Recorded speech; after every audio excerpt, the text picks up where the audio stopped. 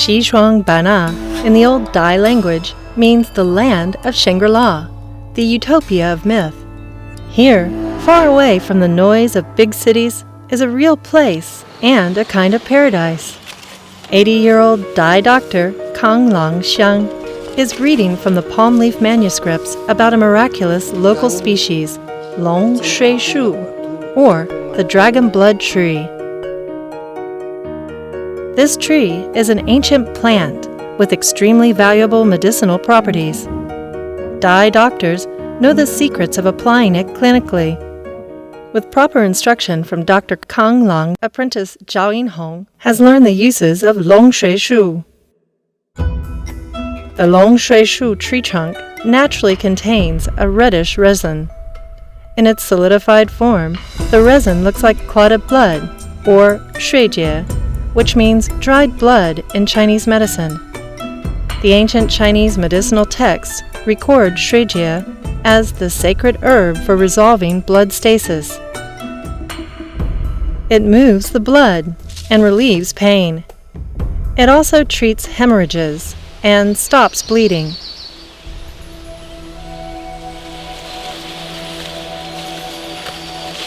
To further understand Shredia's dual medicinal properties of moving the blood and stopping the bleeding at the same time, Zhao undertakes the mission to find the source of this herb, the wild Longshu tree.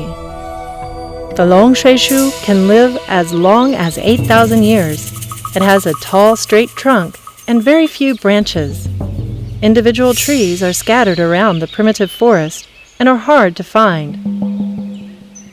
Zhao's target tree is over 100 years old. It may take some time to find it.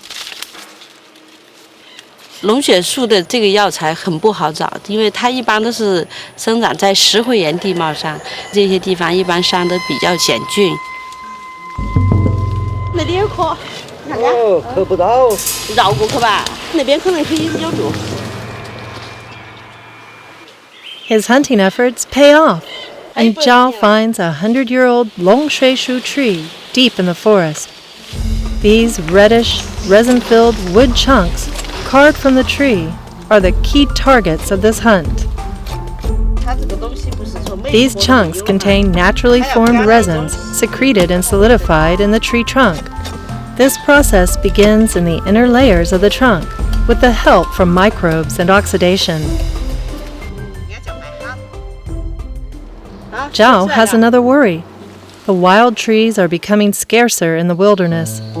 Every time he ventures into the Dai communities in the mountains, Zhao always teaches the local Dai people how to use the leaves of Longshu tree to make a tonic drink.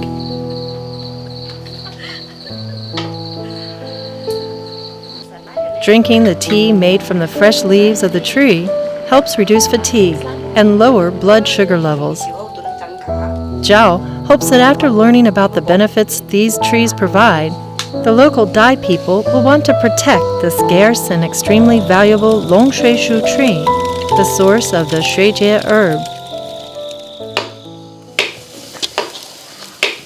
When extracting the resins from the wood chunks to make the herb Shredia, the chunks must be chopped up into smaller pieces, then put into a pot of boiling water. Dr. Kang Longshu keeps stirring the boiling water in the pot, thoroughly mixing the water and the wood pieces. The water turns red gradually as the ingredients are separated out. It takes 7 days for this process. After 7 days, the red liquid finally solidifies into a chunk called Shredia.